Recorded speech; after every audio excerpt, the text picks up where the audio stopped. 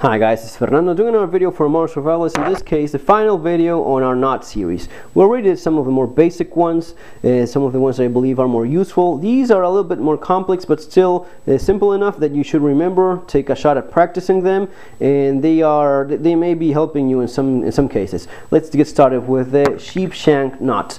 The sheep shank knot is used to reduce the length of a cord or of a rope, or to take away some of its slack. Alright, what you end up doing is first you do a little loop, you pull some of that through it, right, just like that, and you end up doing a loop on the other side as well, and you pull some of it through it. It is the kind of knot that is simple to understand once you see it, maybe not as simple to explain while doing it, but basically this is it, right? Pretty simple. Loop, loop, you pull both through, and that's that. That's the sheep shank knot. Now, it is a knot that it's not very stable. It will collapse if you put too much tension into it.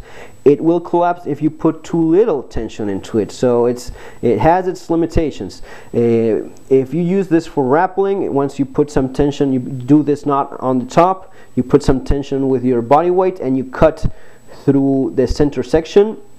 It's going to be called the kamikaze knot, right? That's why it's called that way, because it's so unsafe and insecure. You may use this for rappelling. Once you rappel down whatever it is you're going down from, once you reach the bottom, you just shake it off, and because of its unstable nature, it's going to be coming apart, and you're going to be recovering most of your rope. Now, you only do that if the rope you're rappelling down from is worth more than your life. So that says a lot of when you would be using that kind of knot, all right? Just keep that in mind. Not very stable, but it's used to reduce the length of a cord, of a rope, or to take away some of its slack. Yet not very stable.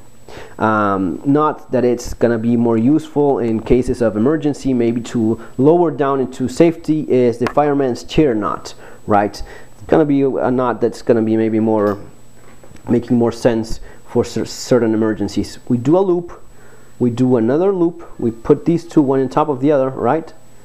Again, let's do it again just in case. One loop, another loop, one on top of the other. We pinch through both of these and we pull.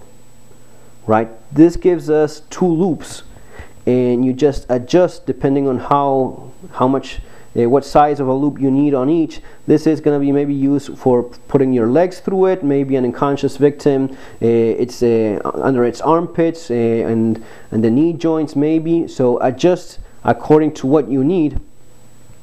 All right, this is going to be allowing you to do so. Adjust depending on what you need, and once you have that done, you simply do an overhand knot on each side, right? Okay, we have this, we do an overhand knot on this side.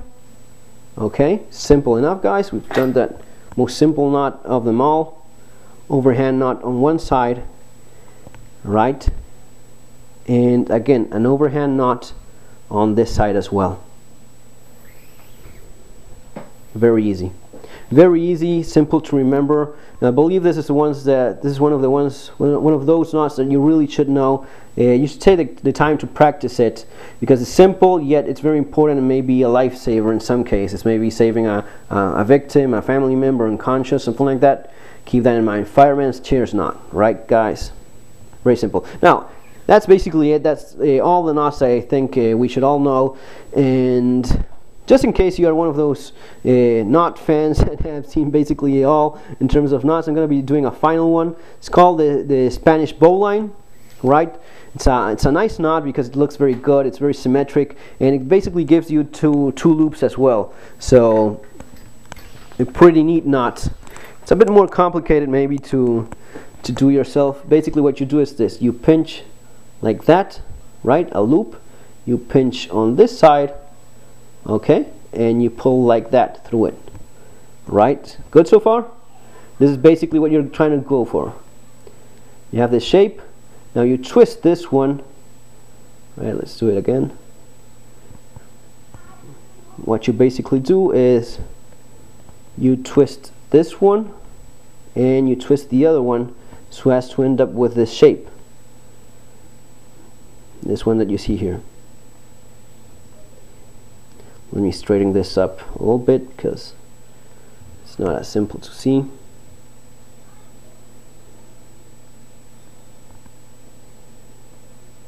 Right, got that? Simple enough? Maybe up there. There we go. Okay. Once you have these, this is basically the tough part.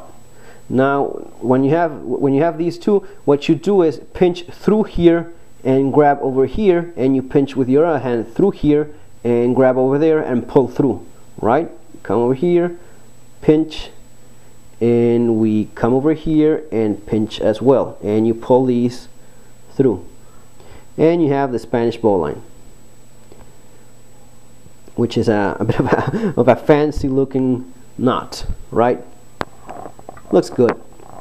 Okay, Spanish bowline for you guys that wanted something something maybe a little bit different than all the typical knots. Folks, that's basically it. I hope you enjoyed all these knot series. I seriously hope that you practice some of the more important ones that may come in handy, especially in this video, especially that will be the fireman's chair's knot. Really do put some time and practice it, so that in case you have to lower some loved one to security or something like that, you just know how to do it. Maybe save yourself as well sometime. Guys, take care. Remember to subscribe if you're liking these videos, and see you next time. Have a good day.